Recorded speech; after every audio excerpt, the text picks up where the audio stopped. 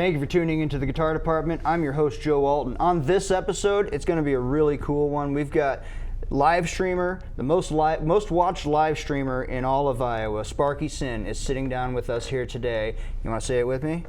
Live from the 515.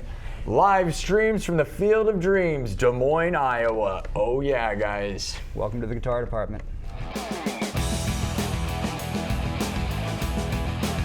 We're back, and I'm sitting here with live streamer, guitarist, haunt aficionado, Sparky Sin. Did I miss any titles? Just mastermind of everything. No, I don't know. That's interesting because I was telling you this off camera, and I want to get your take on this. But my first introduction to you was with a thing called Future Nightmares in Merle Hay Mall.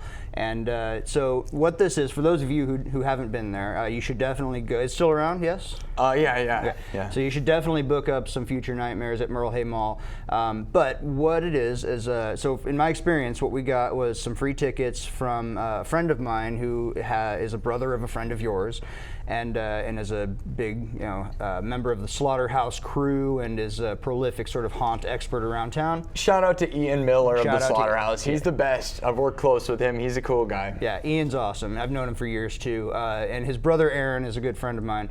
And so we went to see Future Nightmares. And really cool setup. You got the guitar from your live streams is in it. We're going to show that here in a minute, actually. But and you've got Servo, the automatronic skeleton, wasn't it, that comes up? Yeah. My robot assistant Servo. I'm a mad scientist mastermind, like the joke I made earlier, and I built a bunch of machines that you interact with, and it's pretty interesting for sure.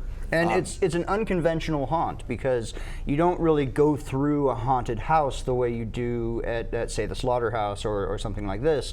You actually sit there passively, and the show comes to you. It happens to you and sort of happens around you with different elements popping up in different places. But you just stay seated the whole time. And then we take we take volunteers. They control switches and buttons and control the different experiments within the science lab. It's very interesting. So I assume you're experiencing current nightmares because since that, future nightmares already happened. I have not slept well since that experience, Sparky, and I wanted to talk to you about that off camera in a therapeutic sort of way. But before we get to that, the next thing, so I saw Future Nightmares. It was a really interesting experimental sort of haunt experience in Merle Hay Mall, and then we left, and of course, other than the nightmares that I have nightly since then, I sort of that guy was cool, and so then. They remake The Underground at Adventureland, the sort of slower, more creepy, family-based or roller coaster at Adventureland. And so I'm watching again on the news, and Ian Miller's there. Again, he's being interviewed. He was a big part of the revamp of this experience. And then I see you in the background. Yep. Sparky Sin himself. Yeah. And before we move on, tell me what your experience was with that. Yeah, Ian came to Future Nightmares and then asked if I wanted to be the lead programmer of that project. Like, he's the mastermind who made, designed everything, but I ended up programming everything. So all the lights, all the moving animatronics, that's my work. So we had people go through there. Big theme park people give it great reviews, which I love. It's really pretty awesome, but really proud of that, especially the intro to that. Like, it's not like anywhere in the world. I think we took this ride that was fun and we made it really scary, and it's a very unique thing in Iowa. I'm proud of that. Yeah, it kind of just showcases, I have a lot of different things I can do, and I love being creative in different ways, whether it's animatronics or music or building things for my streams or for screams. And that sort of brings us to the next thing. So after that interview, I saw you in the background. I started following you. You didn't actually say anything on camera. It was just you're an extremely identifiable person. So I saw you. I'm like, oh, it's that guy from Future Nightmares. And so I started following you. And then it couldn't have been long after that, maybe a few months, possibly a year. It all sort of blurs together when you're my age. But I start noticing that you're posting about your live streams, your YouTube live streams that had apparently been going on for months at this point. And you're talking about your numbers, your analytics, and how your audience is growing. And I've been slowly watching this. and you've gone from, wait, I just passed 10,000 views. Wait, I just passed 25,000 views. Wells Fargo only holds about 26,000 people. And so you start to think about these numbers, and of course it's worldwide, but in the end, at this point, you're regularly surpassing 100,000 viewers. You have like European soccer stadiums full of people watching your live streams. Yep. And so I guess we'll start at the end here. What is that experience like for you now? It is pretty surreal. The show actually started just over a year ago. September 18th was the first stream ever. And now we've gotten to this platform where all of 2025, I've been the biggest live stream in Iowa.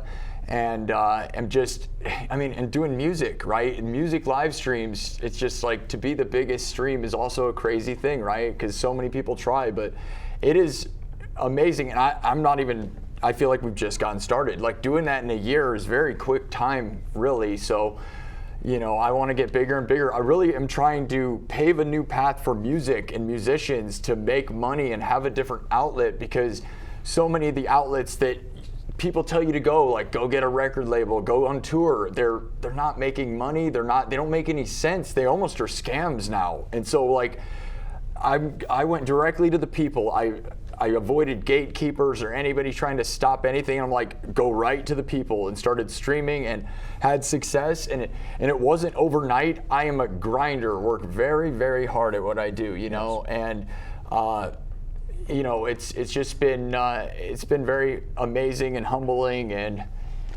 it's the best show in the world. You got to say that. It convinces all the people. Okay, best show. It could be. It might be. I hope so. Tune in. Yeah, it really is a fun show to watch. And so a couple of things about it.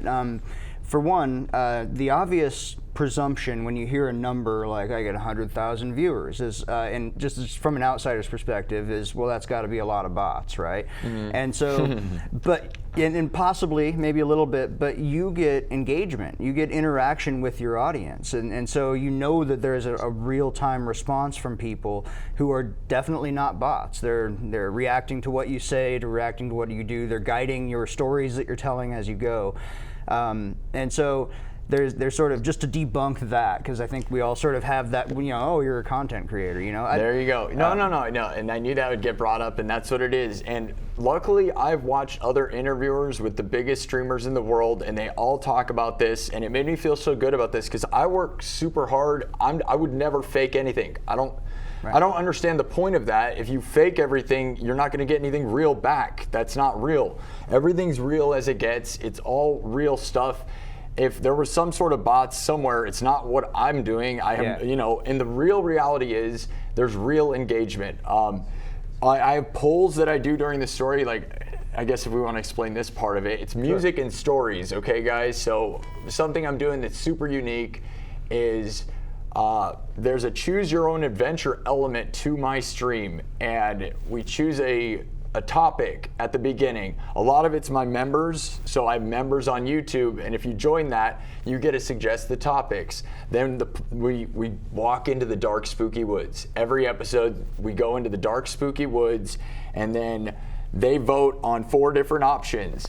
And then throughout the story, the beat evolves as the beaten path in the story evolves. So you'll see the engagement is off the charts. We get hundreds of votes, sometimes thousands of votes on each poll. There's thousands of likes on the video itself, and there's tens of thousands of comments and tens of thousands of reacts. It's just all real.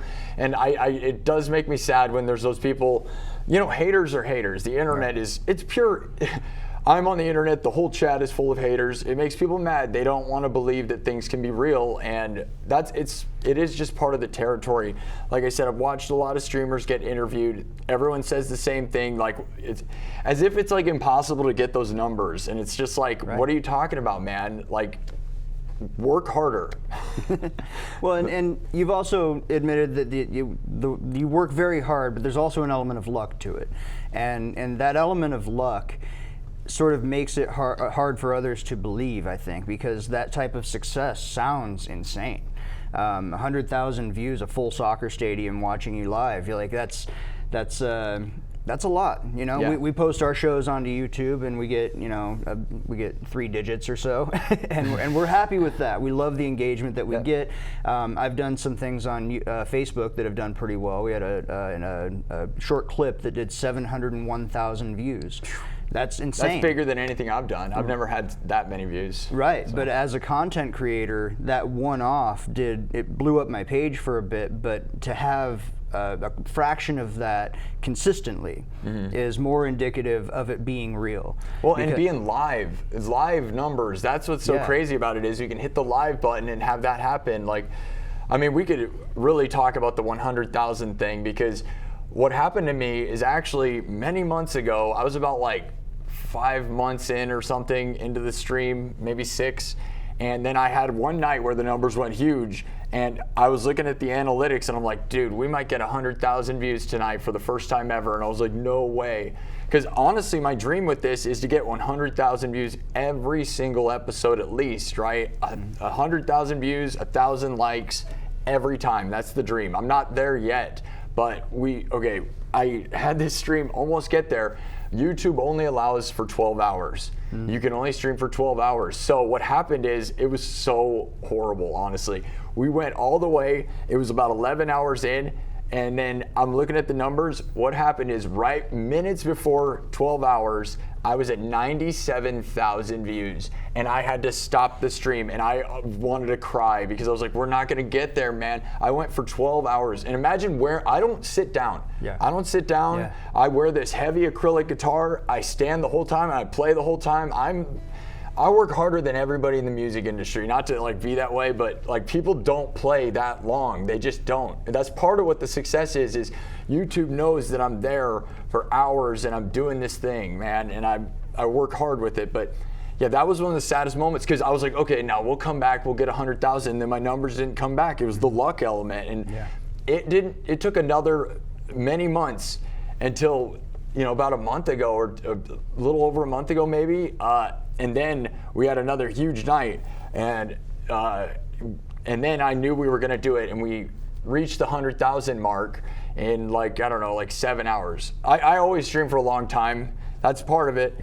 But I compare myself to video game people, okay? Go watch video game people. They always play for, you know, they play video games for 8 hours. It's like a job, right? So anyways, I managed to do it in like 7 or 8 hours, and then I was like, that is insane. Like, I don't even know if anyone in the history of Iowa has ever done a 100,000 viewed live stream ever. Like, there's a chance that's never happened before. And then like, but then what happened? This is like one of the craziest parts of my story, is that like, then the next episode we had huge numbers again. And okay, the first hour of all of these streams, I got 50,000 views in the first hour. Just, and I was like, whoa, man, we could get 100,000 if we keep going at this rate. And then what happens is it slows down, and then you're grinding, and it's pretty brutal, and it's annoying with that. But yes, the next stream after that, we did the grind again, and I got 100,000 again. In the second time ever, and it was the next episode, and then I'm like, no way, we got to go for a hat trick. So then I promoted it like that. We're like, we got to get 3 in a row, because it's the best thing ever. And I came in a third time, and we managed to do it a third time in a row. 3 streams in a row over 100,000. It was just like such a dream. Granted, it did, you know, it still always took like 5 to 8 hours, but like, at least it didn't take 12. Right, yeah. But yeah, and again, like, not to be that way, but I doubt anyone in the history of Iowa has had 3 live streams in a row get over 100,000. So it's like historic Iowa stuff, man. Whether people care or not, it's not like there's some book writing it down. So you wouldn't know if somebody did. Like, yeah, there is nobody really that I can think of anyway that's tracking these numbers, short of maybe YouTube themselves probably has some sort of database that they could look it up. But I bet they don't have the numbers just handy to call and find out who actually has the most, who's done the most historically. Yeah, and if you look up Iowa streamers, there's this guy, I'm Marksman, who plays video games, and he's way bigger than me, way more subs, way more followers.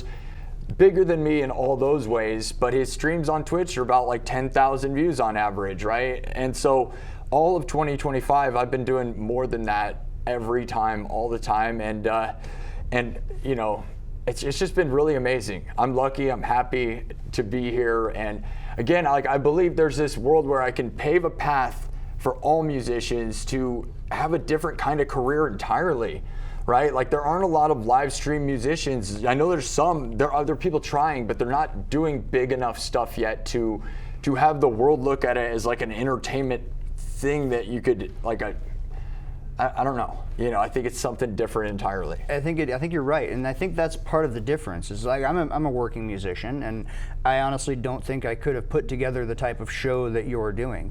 I think that your haunt experience, your technical prowess, coding and stuff like that, combined with your musicianship. You're obviously a fantastic musician, by the way. That sort of gets buried underneath all of this, by the way.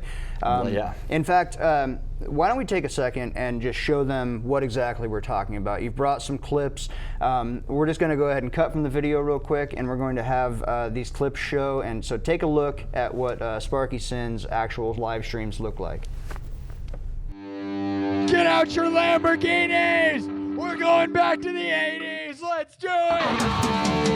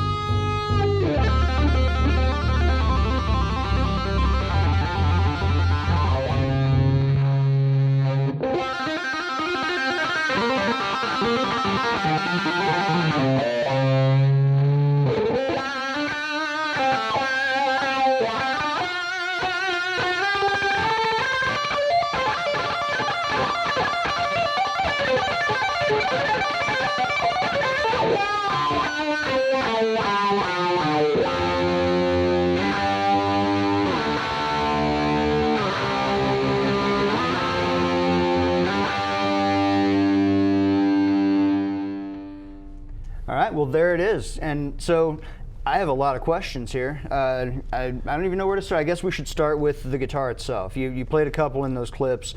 They glow. They're lighting up. They match your glasses. What am I looking at?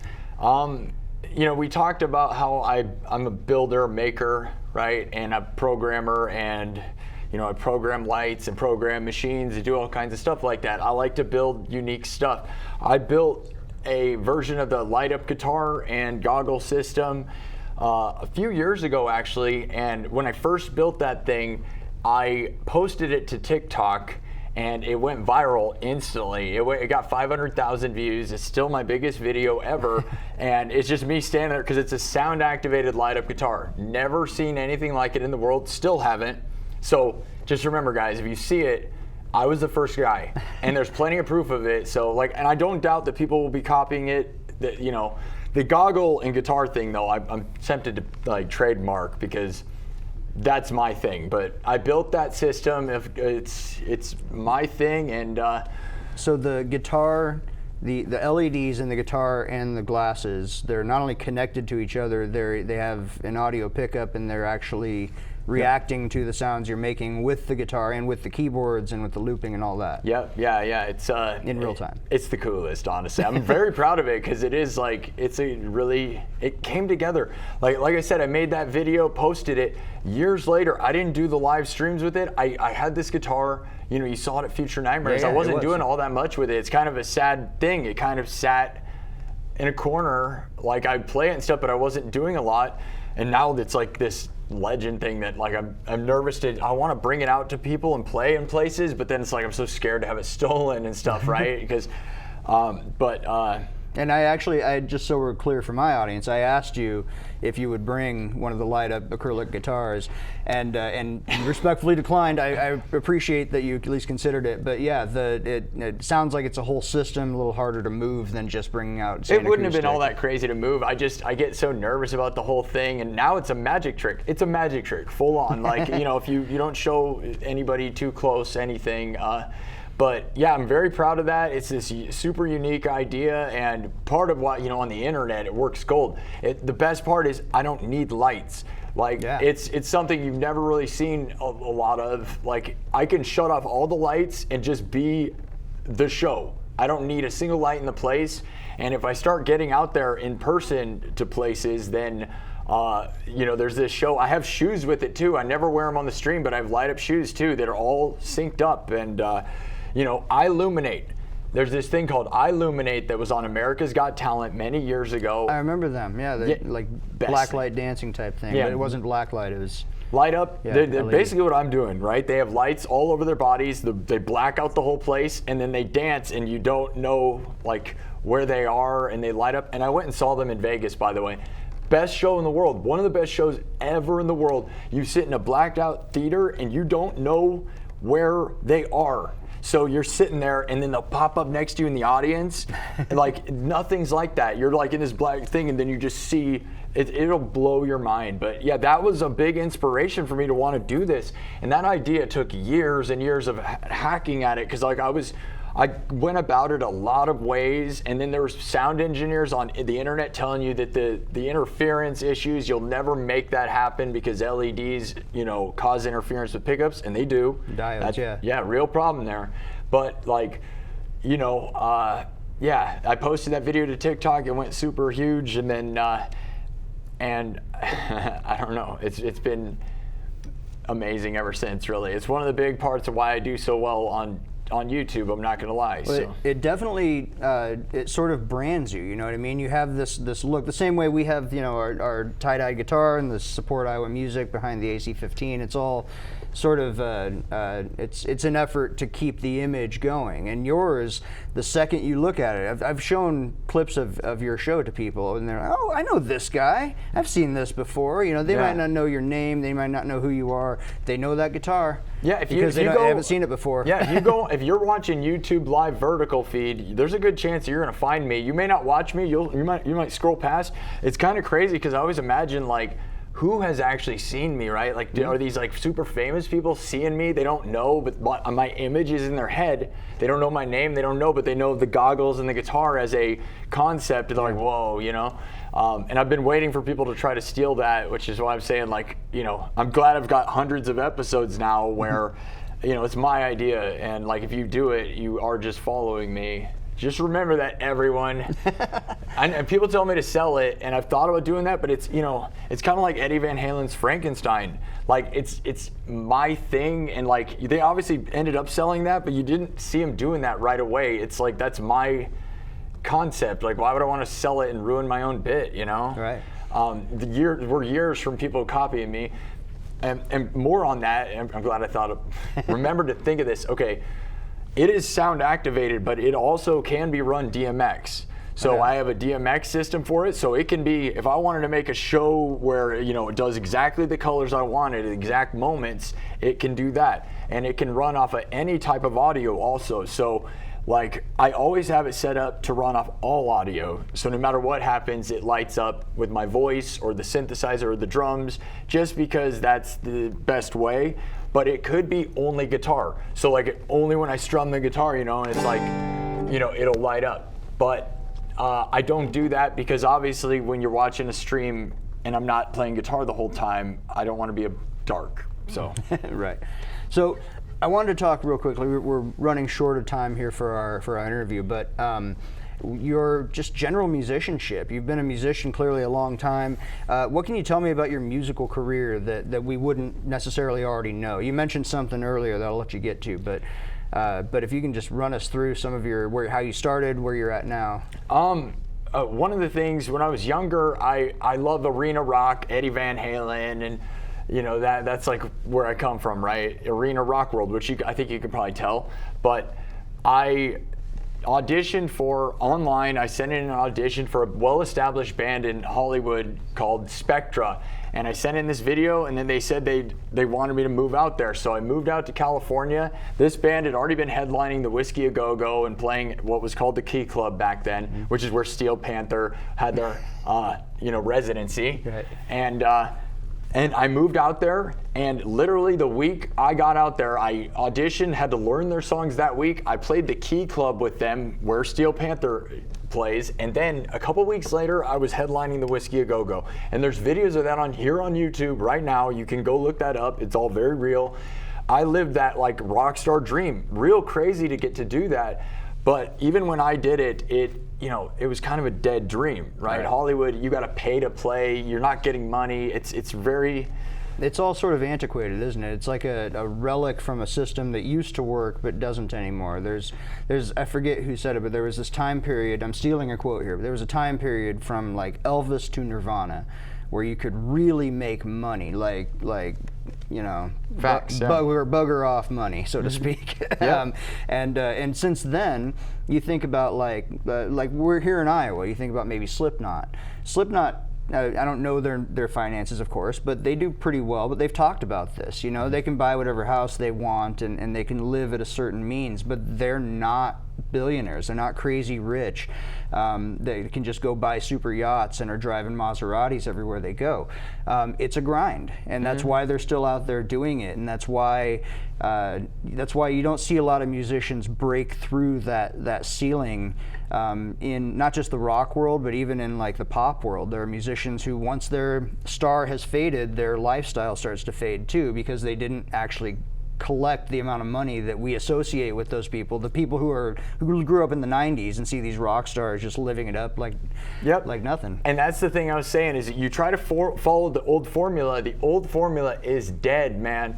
Everybody tells me go get a record label. Everybody tells me like join a band and go on tour. And guess what, man? It is not like that anymore. That is why I've been doing this, stepping over that and streaming, because I feel like this is a new path. Like a lot of those people were following the newest path at the time. That you don't do what people did before you. You got to do the next thing. There's even schools that teach you how to follow this old formula, but it's like everybody's telling you it's dead. I don't think that you should even touch that. A lot of it's been taken over by corporations that are scams, essentially, that don't respect the industry at all. So like doing live streaming, right now I don't need a label. I don't need anyone. I have done something here where it's just right to the people, you entertain them, and I hope that right now streaming is okay money. I see the world, there's this guy named iShowSpeed and Kai Cenat and some people that are really leading the way, that are showing people that the best entertainment on earth is live streaming. People at home or people on their own are making this entertainment, and they're starting to show. Giant corporations here soon, I think, are going to start buying into this with big money, like Joe Rogan's Spotify deal, right? They're going to start seeing like Paramount and all these people are going to go, oh, we got to give these guys hundreds of millions of dollars because they're the best thing on earth. And it's about to happen, I think. I really believe that streaming is the future of all entertainment. You take it on your own and you make your own thing. And I think I'm lucky to be in a bubble where I might, that hasn't happened yet. I hope to be within the bubble where they start offering these huge checks to people like Paramount's like, we're going to put your stream on our thing and give you a huge check. And I'm not saying that's necessarily the thing, but I could see the world switching entirely into something like that. And it's a better route than, and I'm not saying make an album, do whatever you got to do. I can't say, that's what I'm saying. I don't think anyone can tell you what is going to work, because it's just the system that is very broken. And I wish you could go play venues and make money and tour. That's broken. I don't know why it's broken. It's evil corporations, right? Well, there's a lot of factors, I think, that would go into that, and maybe that's definitely one of them. But also, I think the message here, the underlying message, is just go make the art.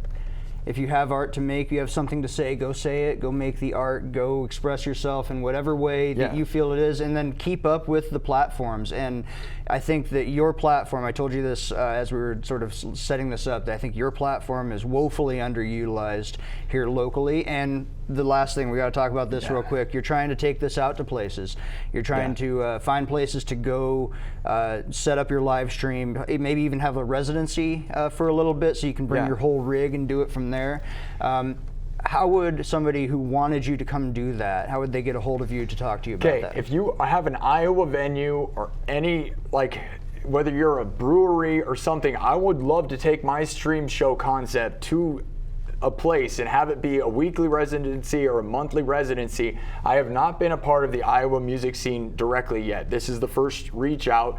Reach out to me right on Instagram, Facebook, TikTok, directly, and ask me, because I'm looking to make a deal with somebody, but they have to understand it's not this traditional thing. We're going to do something very unique, and I want to take my stream to the people. And there's this element of like an improv comedy show. My show, since there's a story element to it, what I'd love to do is have the audience suggest the topic, then we put it on YouTube and let YouTube vote on what they suggest and yell out the topic. Very fun, right? So if you own a brewery or a winery or a music venue, I'd love to do music venues. I feel like it, I don't know, whoever, if you want to do that, I'm down. We just got to make a deal that is a real deal. Because again, I'm not looking to just for exposure, right? We need to be a real deal. Like I'm lucky to be one of the first musicians ever who's just like, I am not desperate for attention.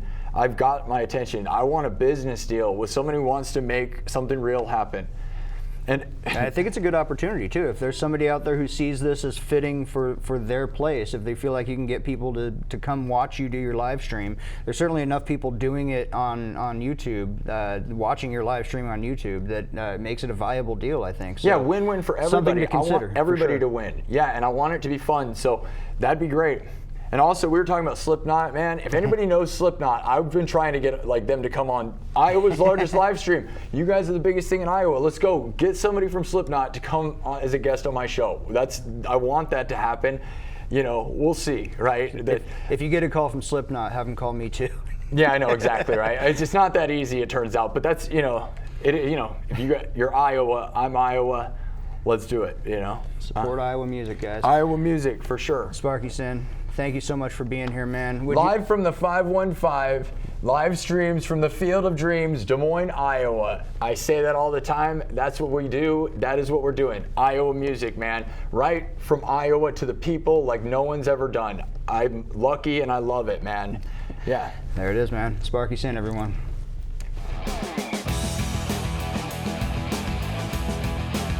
Well, thank you for tuning into the Guitar Department. I've been your host, Joe Alton. I want to thank Sparky Sin for being here. Sparky, thank you so much. Tell the people how they can find your live stream, how they can get a hold of you if they want you to come out to your venue. Well, it's been an honor. You can look me up on YouTube at Sparky Sin. With two N's. Two N's, S-I-N-N. You can look me up on YouTube and TikTok. That's where I usually stream, as well as you can look me up on Instagram and Facebook, but mostly on YouTube. That's where we dominate. So thank you so much for this. Live from the 515, live from the Field of Dreams, live streams from the Field of Dreams. Well, thank you so much for being here, man. It's been an honor to have you, and it's been really cool to watch your presence blow up, not just locally, but internationally, and you should be really proud of that. We're almost to 20,000 subs on YouTube. Let's go. We're going to the moon. Yeah, this is going to be the thing that pushes you over too. It's the Guitar Department bump is what we got going here. Big deal. This guy's a big deal. Remember that. I also want to thank Riemann Music here in Des Moines for giving me this beautiful Yamaha FS 850 guitar that we're about to play. And I want you to follow me on Facebook at facebook.com/The Guitar Department and on Instagram at guitar_department. And with that, would you play us out with a little jam? Yeah, we can do that. Let's do it.